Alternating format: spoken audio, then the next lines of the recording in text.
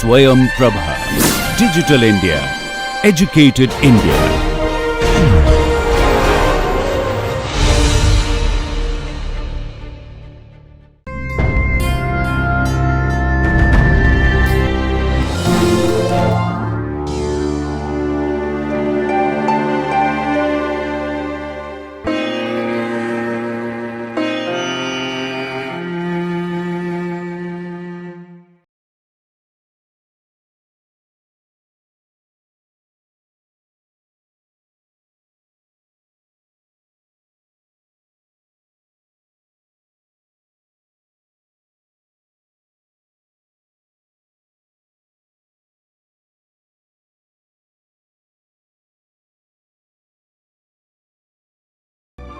Okay, well, start with the topic of hydrogen bonding, which we just touched yesterday.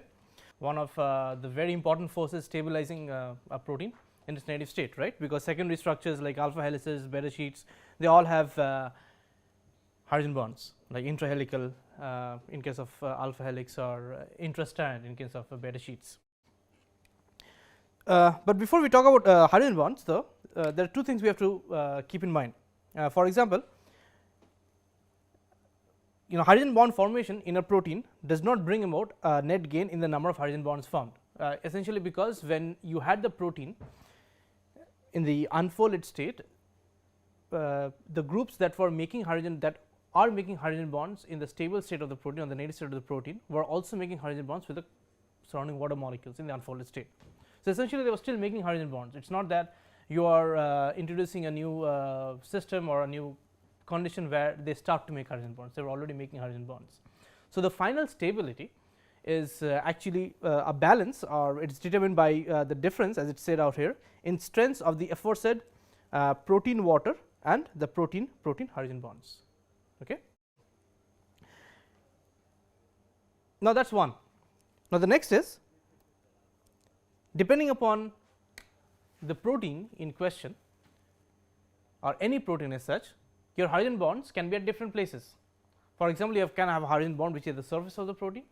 You can have a hydrogen bond which is in the interior, that is the core of the protein. If it is on the surface, then you can imagine it to be more exposed to the surrounding water molecules, hence it will be interacting with water. If it is in the core, then the obvious effect is that the dielectric constant in the core of the protein would be small, right, because it is essentially a non-polar core. And it might be that the hydrogen bonds, the strength of the hydrogen bonds, or even the length, as a matter of fact, would be depending upon where these hydrogen bonds are actually formed inside a protein. So there was a very nice paper in Nature which talked about this effect. And what they said was, which we saw yesterday, that if you start from this very bottom, you can see that out here you have the soluble protein surface hydrogen bonds. Now these hydrogen bonds, they have an average distance of about 2.1 angstroms, 2.0 angstroms. Now when you go to the same soluble protein, but now you have hydrogen bonds which are buried. So I am talking about this now. You have buried hydrogen bonds. If you have buried hydrogen bonds, that means there the dielectric constant is low, and immediately what you see is the mean hydrogen bond distance has decreased to 2.02 angstroms. Now hydrogen bonds can still essentially be considered to be electrostatic type bond. Hence if your dielectric constant is low, that means the screening between these two charges, or the electrostatic interaction, would be lower, and thus the hydrogen bond strength would be more. Thus the distance of the hydrogen bond is lower. Now similarly, if you go to a membrane protein, so the bottom one is considered we are talking about a soluble protein. If you go to membrane protein now, membrane proteins typically would be in hydrophobic environments. For a membrane protein, if you talk about the surface hydrogen bonds, I cannot show you now, but the way it goes is these surface hydrogen bonds are oriented in such a way that they point towards the interior of lipid molecules. Okay. So these ones are more so these ones are more towards interior of lipids. Lipids are the ones which actually constitute membranes. So, lipids are highly nonpolar, and if you compare this to a protein core, in protein core you can still have some polar side chains or some polar amino acids, but in case of a lipid it is hydrocarbon tail, right, fatty acids, hydrocarbon tail, and that is why the dilate constant in that case is the lowest among all the 4, and you can see accordingly the hydrogen bond length is 1.98 angstrom, that is the shortest. And the last one is membrane protein buried hydrogen bonds. See, whether you are talking about a membrane protein buried hydrogen bond or a membrane protein or a soluble protein buried hydrogen bond, the hydrogen bond is buried, that means it is in the core of the protein, and the core of the protein in both the cases is essentially the same. So, there is not much of a difference. That is why this buried hydrogen bonds and this buried hydrogen bonds in both membrane and soluble proteins typically have the same mean hydrogen bond length. So, this is from I have taken this picture from this following reference given below.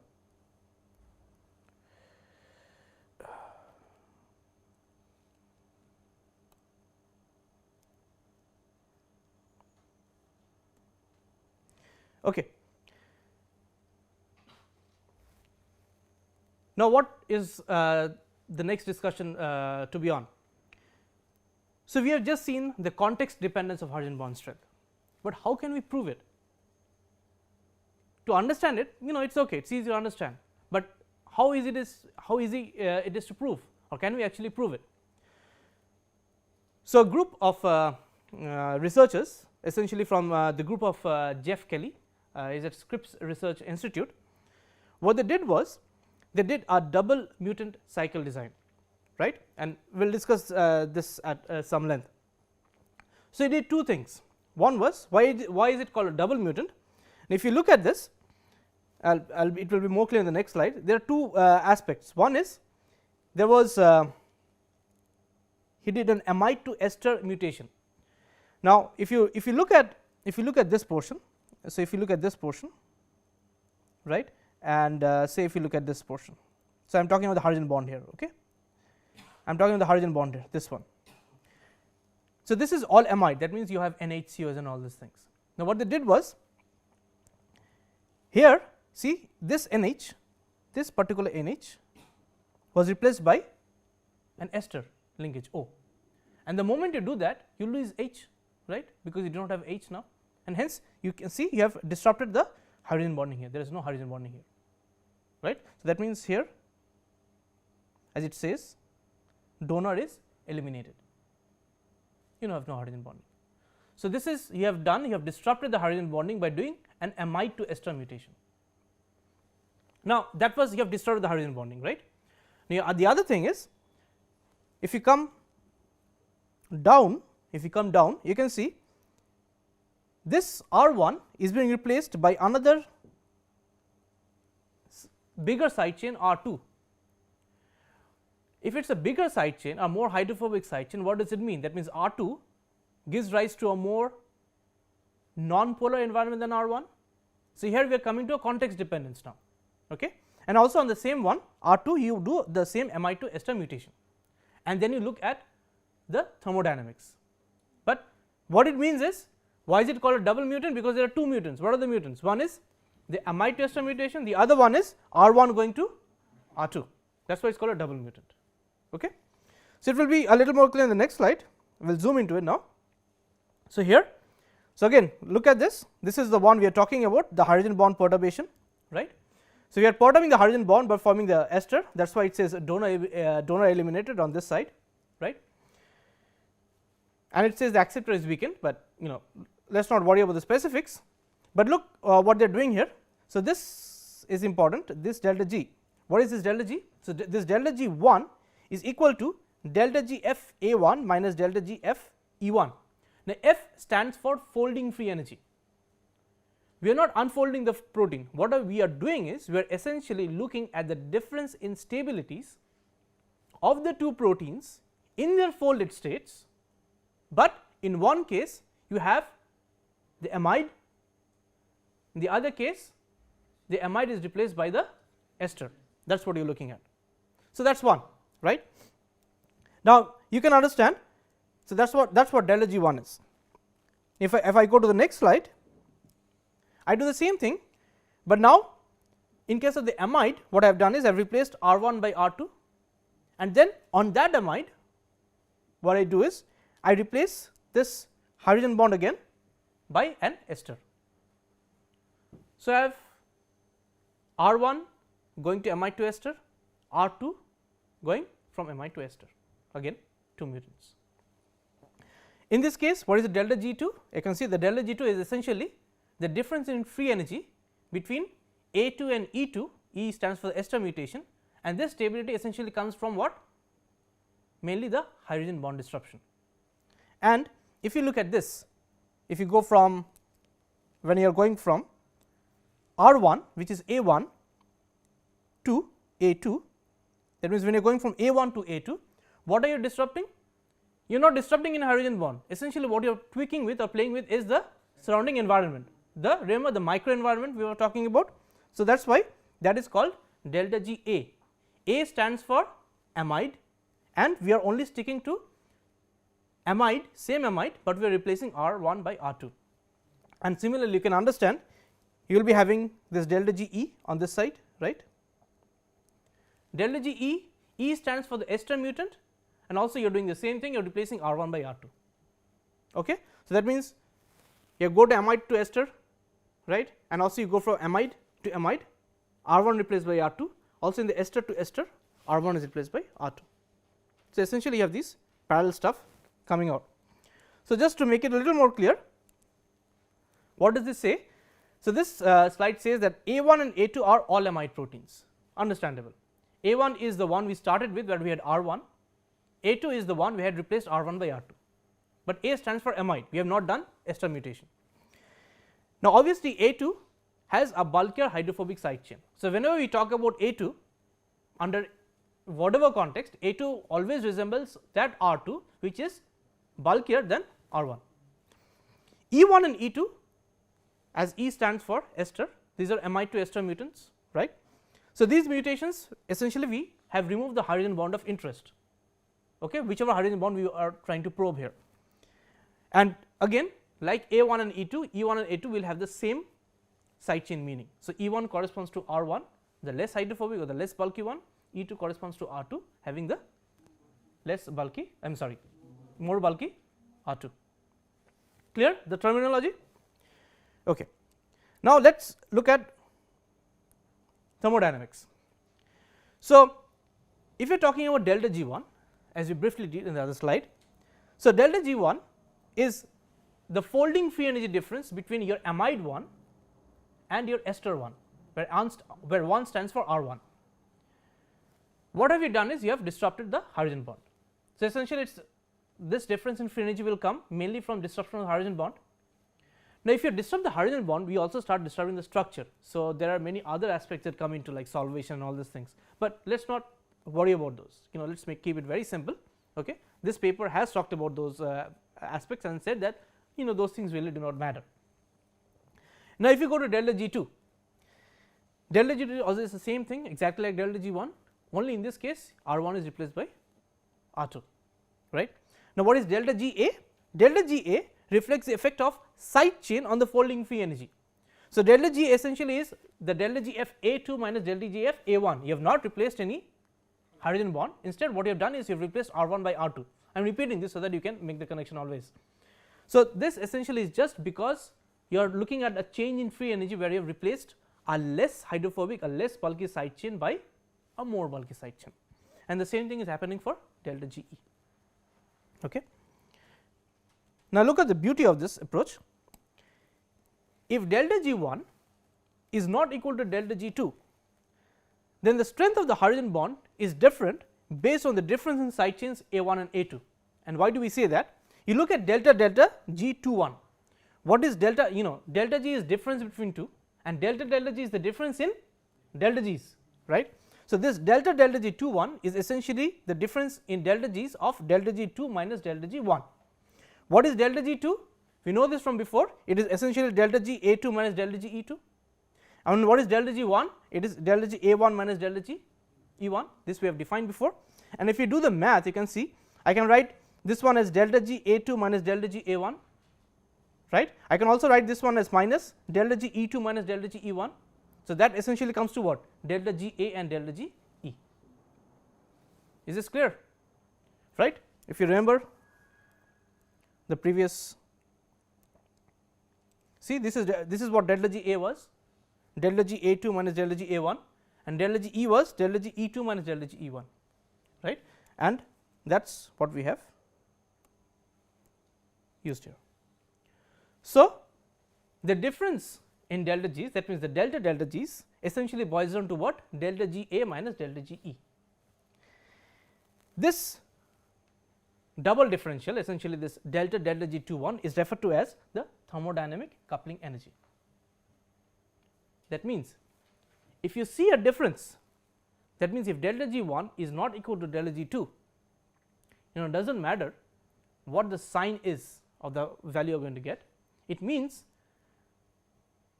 that because of that change in side chain, either R 1, R 2, R 2, R 1, you have brought about a change in the strength of the hydrogen bond.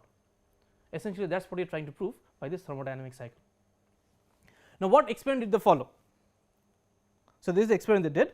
So, as I was saying, this delta G 2 1, if it is less than 0, it signifies that the hydrogen bond that is perturbed by the amide to ester mutation is stronger in the microenvironment that is less polar, the latter being provided by the bulky side chain A 2.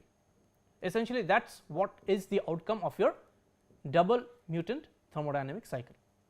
That is what they are trying to prove. Let us come to the actual experiment.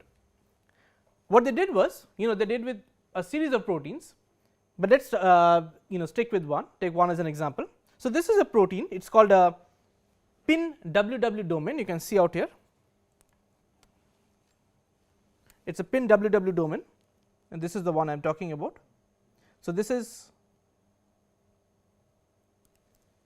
the protein, it is essentially beta sheet, right, not alpha helical, it is essentially beta sheet, and this is visible from this figure, right, is not it? You can see the beta strands, you can see this is one beta strand, this is one beta strand, and these two are intra bonded through hydrogen bonds, right, and these are the corresponding, you can see these are the corresponding hydrogen bonds, right. Now, which hydrogen bond are we going to perturb like the amide to ester? So, what they did was, so that is what this is the zoomed into portion, this is our probe part of the molecule of the protein. So, what they did was, you can see this is arginine 14. So, this is arginine 14, this is tyrosine 23. The arginine CO is hydrogen bonded to tyrosine NH. So, what they did was they replaced tyrosine by the corresponding ester. So, you have done the amide to ester mutation.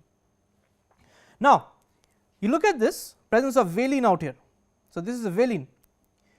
So, valine has this isopropyl side chain, and this valine is very close to the hydrogen bond, that is why they picked this hydrogen bond. So, if you are going to look at this contextual dependence, you need to have some amino acid or some amino acid side chain which is kind of bulky, provides a hydrophobic environment, and that is why they focused on this hydrogen bond. So, valine has this isopropyl group which kind of provides a non-polar environment to the hydrogen bond we were talking. Now, what they did was they replaced valine by the amino acid alanine. Okay, so, that means valine is now bulky, which is your R2, and when they replace it by alanine, it becomes R1. Okay. So, as it says, the hydrogen bonds are shown as thick dashed lines, as I just showed, and the hydrogen bond between arginine 14 CO and tyrosine 23 NH will be disrupted. Okay. Again, as we just discussed, the hydrogen bond is partially buried by the valine 22 side chain, because valine 22 essentially is hydrophobic. Amide to ester mutation done at tyrosine 23. The microenvironment now of the hydrogen bond is perturbed by mutating valine to alanine. Now, that is the mutation you are doing. So, based on the terminology we had before, A1 should be the one where I have done the mutation. Why? Because A1 was R1 and R1 was the smaller one, which is alanine, right. So, that is what it says. A1 is valine 22 alanine mutation. The mutation is referred to as V22A. That means you have replaced valine at the 22nd position, which is the 22nd amino acid, by alanine. Then A2 is essentially your wild type protein. Wild type protein means the protein which is found in nature, just like that, but this is the one which has valine. So, this is R2, valine has a bigger side chain. Then when I do E1, E1 should correspond to A1. That means I am doing the corresponding amide to ester mutation on what? Not the wild type, but the V22A protein, is not it, because that was my R1. So, when I do the amide to ester mutation, that becomes my E1, and when I do the E1, you can see this E1 is this is what I am talking about. So, this is the one I am talking about. This E1 is called Y23 psi, where the tyrosine at 23rd position is replaced by the corresponding ester analog. That ester analog is represented by psi. Okay, that is the mutant. And then the E2 is Y23 psi mutation of the wild type valine 22. Okay, so, essentially you can see you are going like this, V22A, then V22A amide to ester, then you have V22, then V22 amide to ester. Okay. So, this is the thermodynamic data. I will give you the values later. So, look, this is delta G1, right. So, this is delta G1 is this guy, right, for A1, and this is delta G1 for E1. Now, you remember what delta G1 and delta G2 were, right. Do you remember what delta G1 and delta G2 were? So, go back. So, this needs a little bit of tweaking. So, delta G1 was delta GA1 minus delta GE1, right, and delta G2 is delta GA2 minus delta GE2. Okay. So, what now they are doing is, this is the corresponding delta G for A1, this one. So, this is the corresponding delta G for A1, and this one is the corresponding delta G for E1. Okay. And if you take the difference between delta G A1 and delta G A1, what do you get? You get delta G 1. Similarly, on this side you can see you have the delta G F. Remember, everything is folded. This is delta G F for A2 and this is delta G F for E2, and the difference between these would give you what? Delta G 2. And obviously, now since you have got delta G 1 and delta G 2, finally that difference will give you what? Delta G 2 1. You know, that is the one you are going for, to see whether the hydrogen bond has any contextual dependence. Okay, let us look at the values now. So, delta G2, you know, they have done these experiments. Delta G2 is minus 4.23 kilocalories per mole, right. Now, this points to a significant decrease in folding free energy upon A to E mutation. Now, that is understandable. Why is it understandable? Why is it understandable? Because you have disrupted a hydrogen bond. Hydrogen bond is necessary for the stability of the protein. When you disrupt the hydrogen bond, even if you are disrupting one hydrogen bond, possibly it is a major hydrogen bond, major in terms of the structural preservation, and hence you have disrupted it, and that is why you can see the delta G gives rise to so much of a difference. Okay. Now, this is a huge difference, take it from me. Delta G1 also the same thing, but it is minus 3.06. Now, see, in both the cases you have disrupted hydrogen bonds, is not it? Delta G, what is delta G2? It is essentially delta GA2 minus delta GE2. What is delta G1? It is essentially delta GA1 minus E1. What you are looking at is, you are not looking at between A2 and A1, what you are looking at is between A2, E2, A1, E1. If in both the cases the hydrogen bond strength had been the same, that means the extent of disruption would have been the same, then delta G1 would have been equal to delta G2, is not it?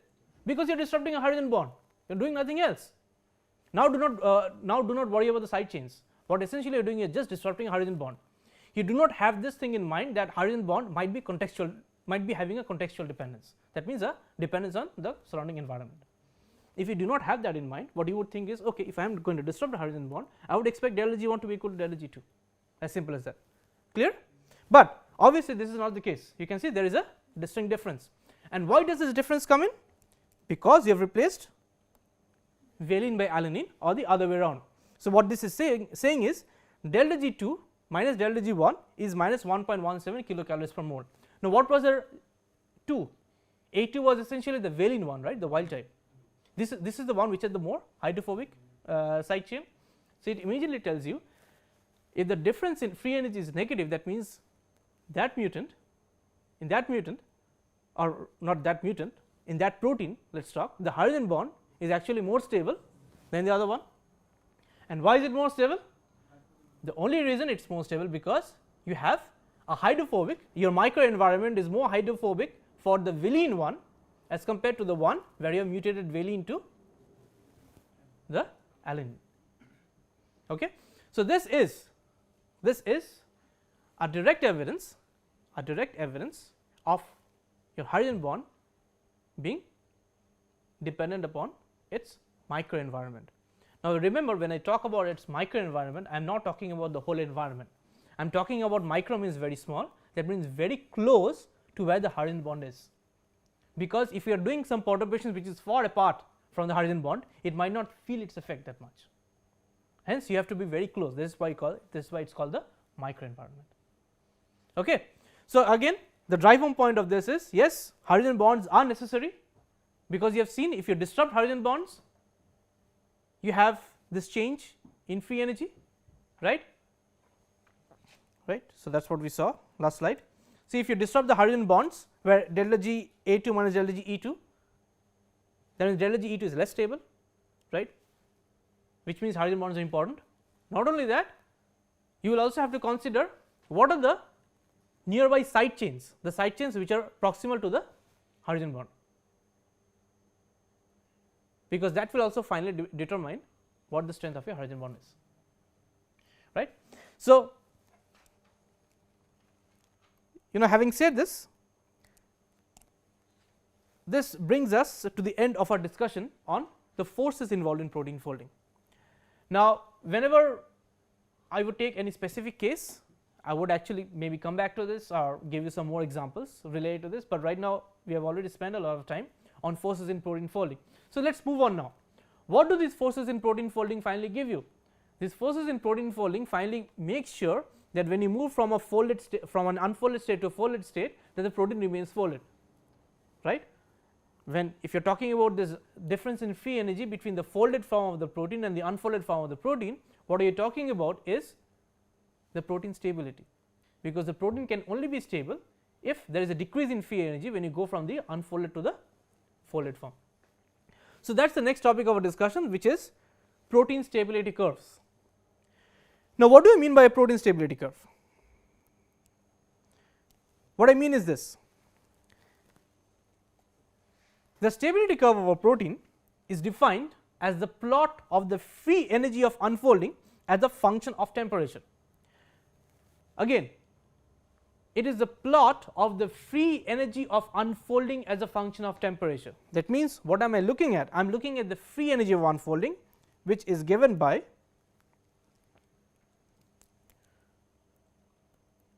delta G. Okay. I can write this delta G as, well, I will just keep it like this, n to d, I will tell you what n and d are, is equal to G of d minus G of n. What is d? D stands for denatured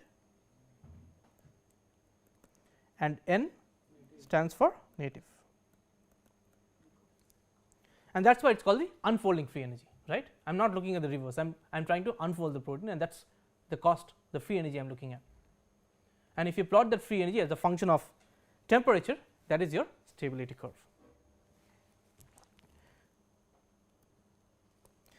Now, this is something you have seen before, but now we will kind of look at it in a little more detail.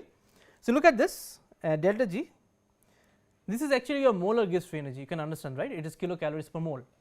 So, whatever we are going to talk right now is essentially molar Gibbs free energy. I am just not going to write any in a symbol or try to specify anything else by any symbolism, that is molar gives free energy or molar enthalpy or molar entropy. Everything is essentially molar we are going to talk about. Now, see this line,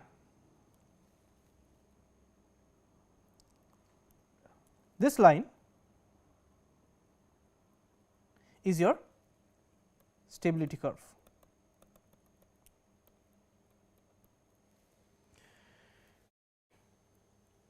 What are you looking at again? You are looking at delta G unfolding, right. That means G d minus G of n. You look at the temperature, this is going from 0 to 100, and look at how the curve goes. How does the curve go? You see the curve goes from here, it maximizes. So, this is the maximum of the curve somewhere here, maximum of your stability curve, and then it again comes down. There is one more important point. Point is, you look at these two temperatures.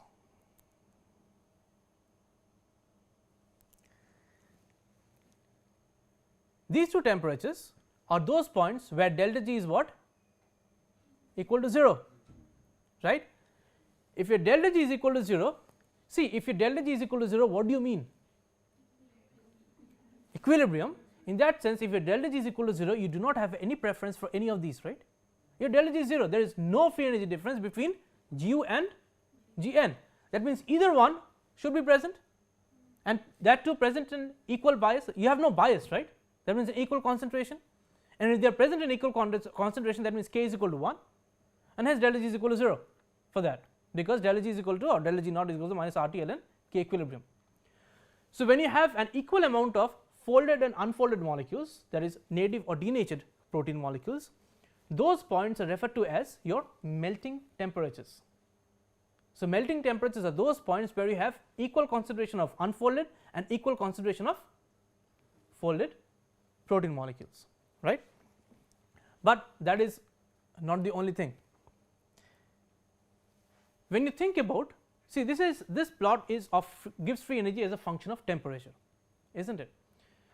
So, when you think about trying to disrupt a protein structure and going to the unfolded state or the denatured state from the native state, what are you essentially doing? You are putting in thermal energy because increasing temperature, and you are destroying, and that is understandable. And that is why you can see at the higher temperature you have a Tg, right. There is a Tg at the higher temperature, this corresponds to somewhere close to 60.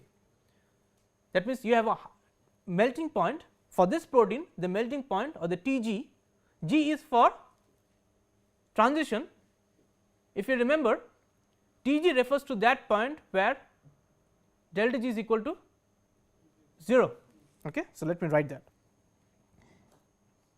Tg refers to that point where delta G is equal to 0.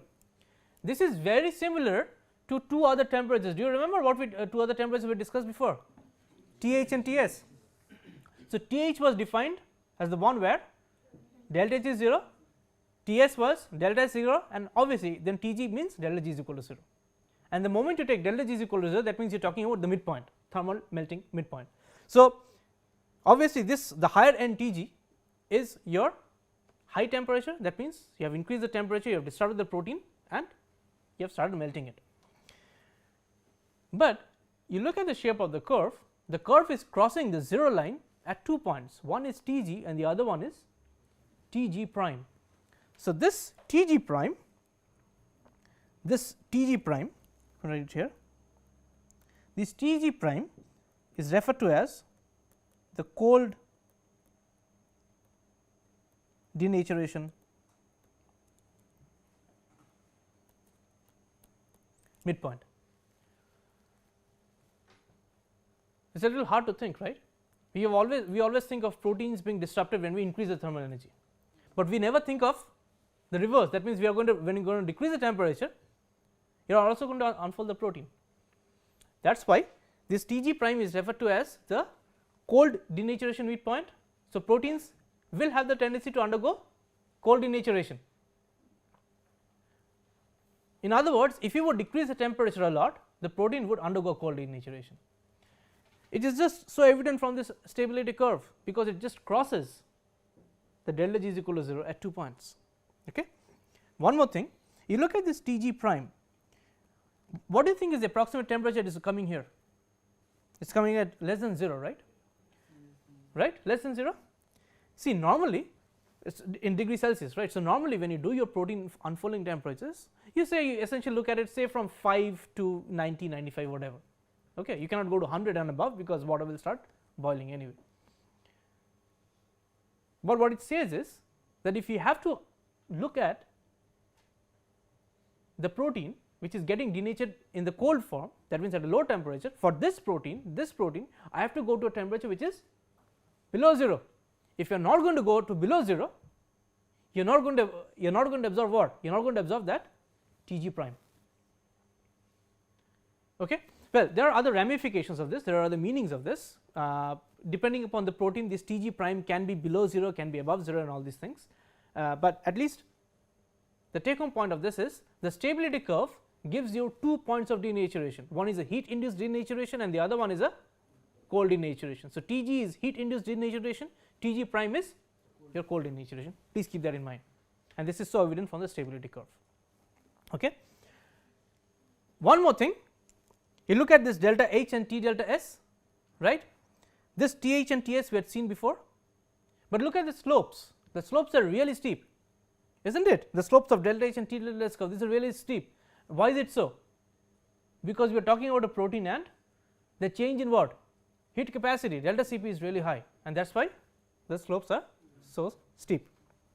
Okay. Let us move on. So, let us recall the thermodynamic equations. These thermodynamic equations we derived before when we are talking about the hydrophobicity, right, the hydrophobic effect, and we will come back to these again. The curvature, this is also what we have looked at before. The curvature, which is del 2 delta G over del T square, is equal to minus delta Cp over T. So, the curvature is defined by your change in heat capacity, and the slope of the curve is given by the change in entropy, that is del of del G over del T is equal to minus delta S. Now, this we know. Now, where do we go from here? So, where do we go from here? Let us actually now go to pen and paper and start deriving some basic thermodynamic equations. So, by definition,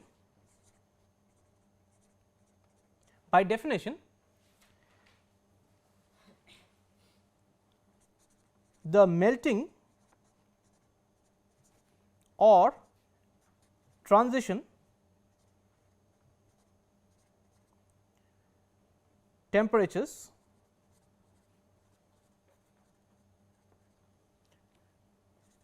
are those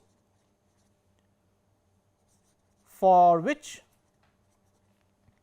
delta G is equal to 0, right, because when the transition is occurring, that is where you are at Tg and Tg prime, delta G is equal to 0, that is what it means. So, Tg is the high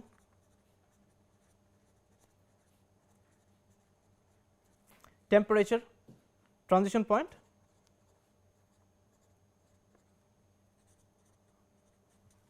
and Tg prime is the low temperature transition point.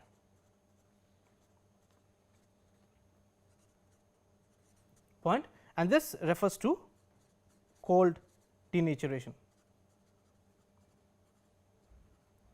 of a protein. Okay. This refers to cold denaturation of a protein. Now, this is important.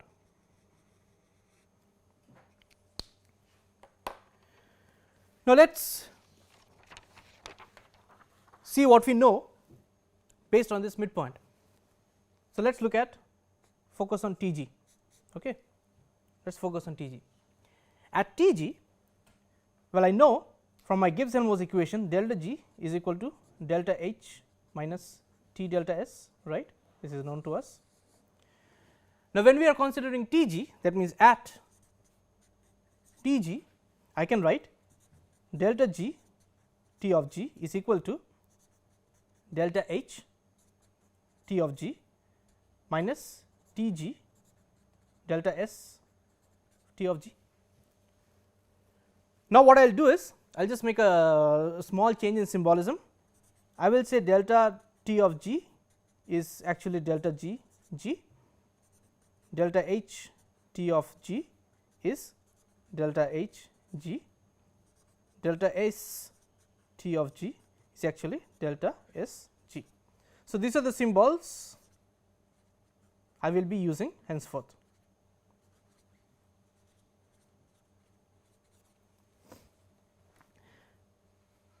So, this we know, okay, it is not a big thing, but along with this what we also know is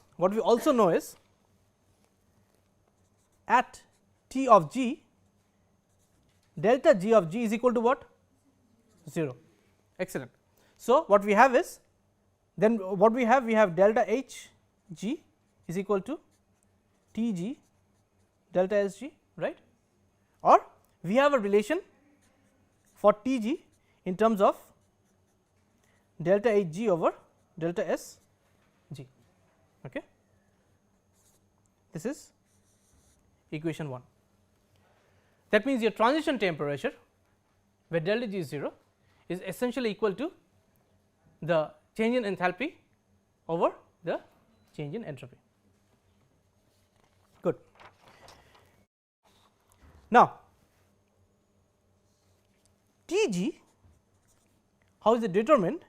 It is essentially the midpoint,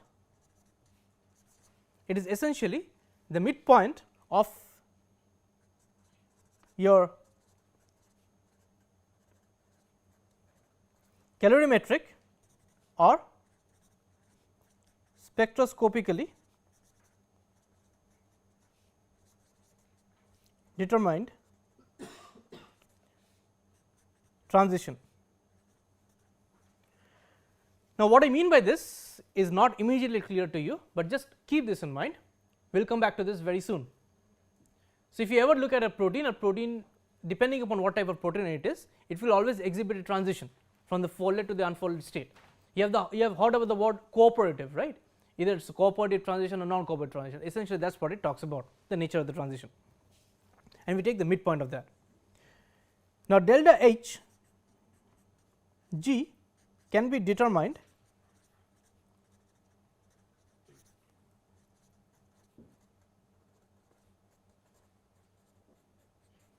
calorimetrically.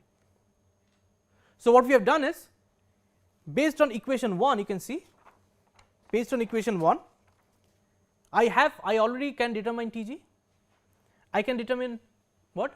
Delta H g. So, then what can I find? Using these I can find delta S, right. So, then use to find delta S g, straightforward.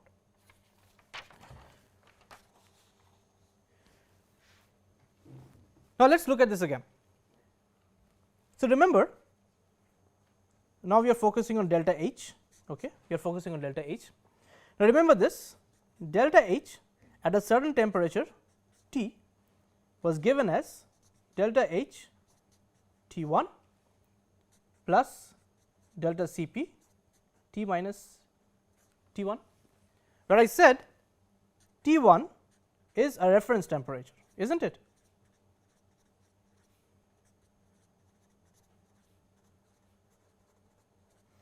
Where I said T 1 is a reference temperature.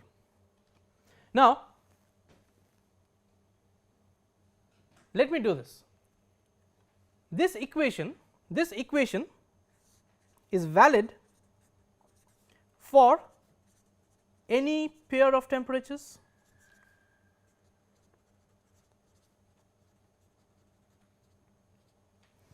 So, this equation is valid for any pair of temperatures. It does not matter what T and T 1 is, right. T 1 can be any reference, T can be any temperature that I am doing that I am interested in. So, what I will do is, in this case, what I will do is, I will say that T 1 is equal to T g, T 1 is equal to T g, and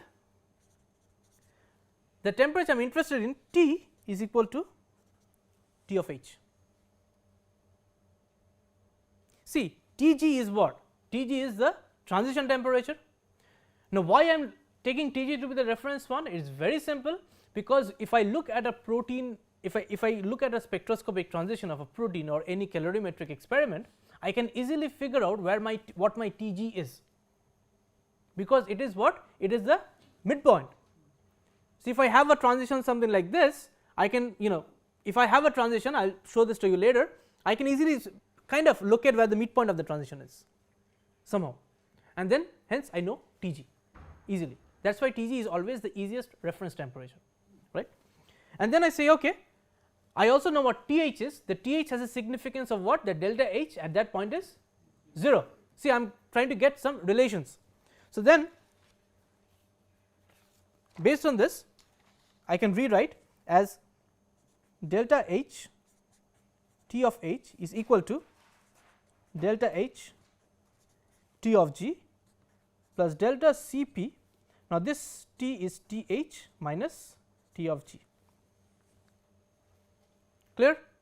So, for me T1 was Tg, and for me again T is Th, but based on the definition of Th, what do I know? This is equal to what? 0 based on definition of Th. Hence, what do I have immediately? I have that delta Cp Th minus Tg Tg is equal to minus delta H T of G, or I can write T of G minus T of H is equal to, see I have reversed the order, I have taken care of the sign, is equal to delta H, I write delta Hg over delta Cp. Say, so this would be what? Equation number 2, I guess. So, what have you done now? What you have done is, you know what the significance of Th is, you know what the significance of Tg is, and you have managed to relate this Tg and Th by what? Through delta H and delta Cp, both of which can be measured, both of which can be experimentally found. Okay. Good. Now, let us do the same thing with entropy. So, let us look at delta S. So, what was delta S for me? Delta S at a certain temperature T was equal to what? Delta S, I said T2, right, plus delta Cp natural log T over T2, was not it? That is what we had before. Okay. Now,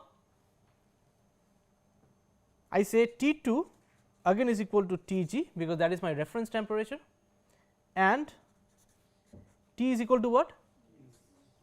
Ts. Okay. So, therefore, I have delta S, I can write Ts is equal to delta S Tg plus delta Cp natural log, and look at this, this T is Ts by Tg. Okay. Again, by definition, what happens to this guy? This is 0 by definition of T of S. Clear? So, based on this, I just go one more step and say that delta S T of G is equal to minus delta Cp natural log T of S over T of G, or I can take care of the negative sign and write natural log T of G over T of S is equal to delta S G over delta Cp. This should be equation 3. Clear? So, now what you have done? One, you had a relation between Th and Tg. What does this equation give you? This equation gives you a relation between Ts and Tg now. So, you see you have 3 major temperatures, one is Tg, the other one also is T g prime. Well, but let us talk about T g. You have T g where g is equal, where delta g is 0, you have T h where delta h is equal to 0, you have T s where delta s is equal to 0, and you have managed to relate those two pairwise through these two equations. Okay. Good. Now, this is one set of equations. Now, let us do one more thing. Let us go back to delta h again. So, for example, delta h, I know T, I will always start with this, is delta h T 1 plus delta C p plus delta C p T minus T 1. Now, what I do is I say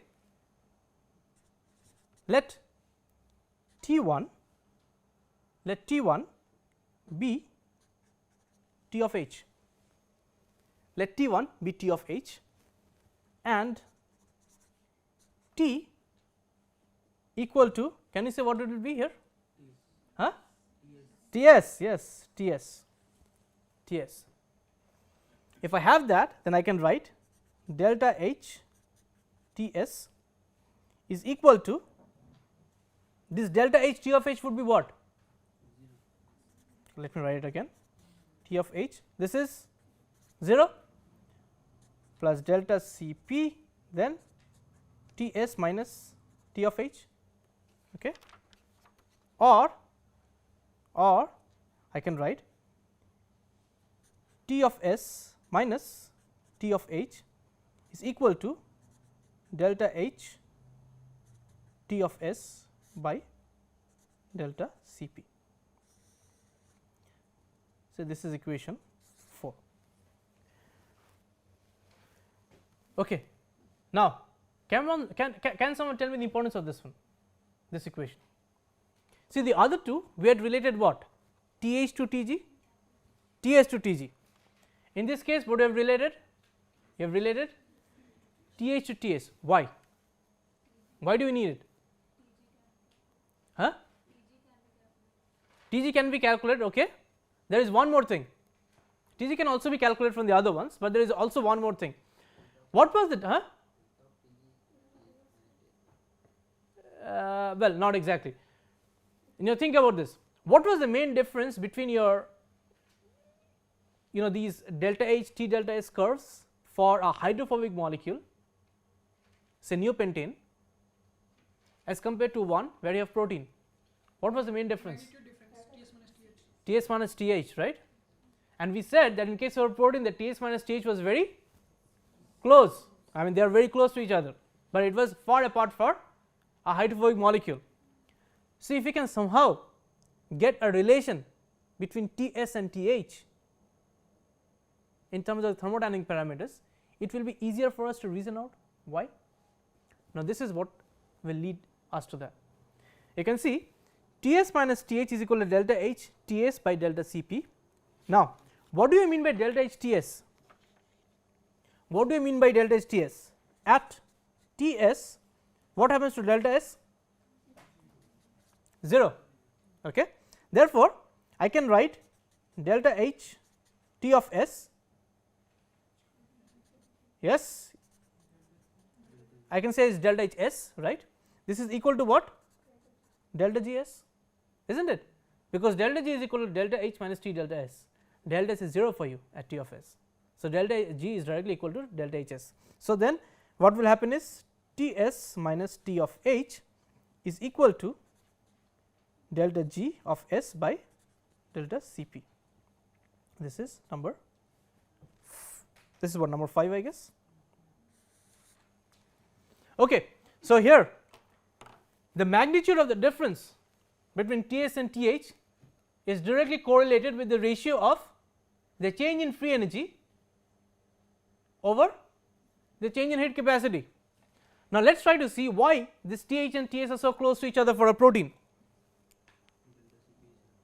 Yeah.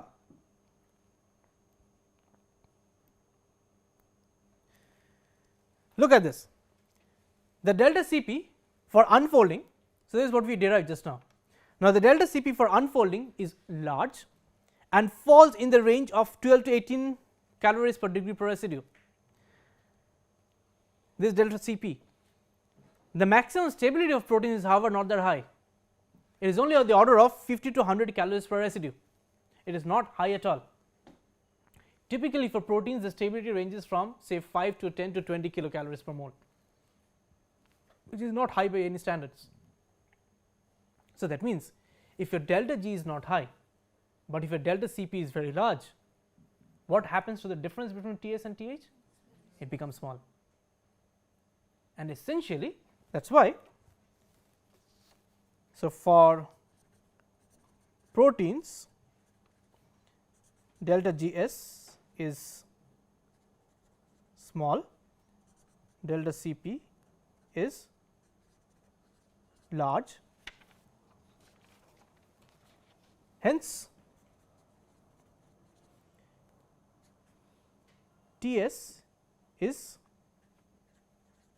very close to Th, or Ts minus Th is very small.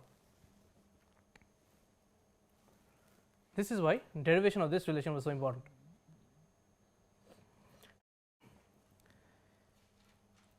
Second, based on this, can you rationalize the huge difference in Th and Ts for a hydrophobic molecule like neopentane?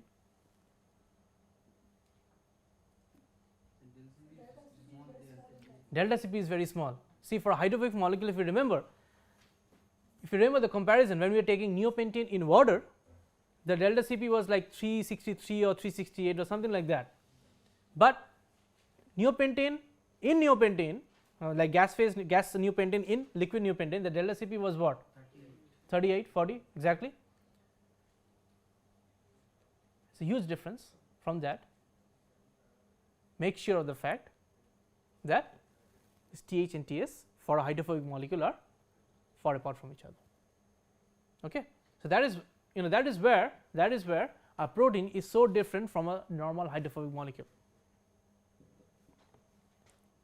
Okay. So this is about Ts and Th.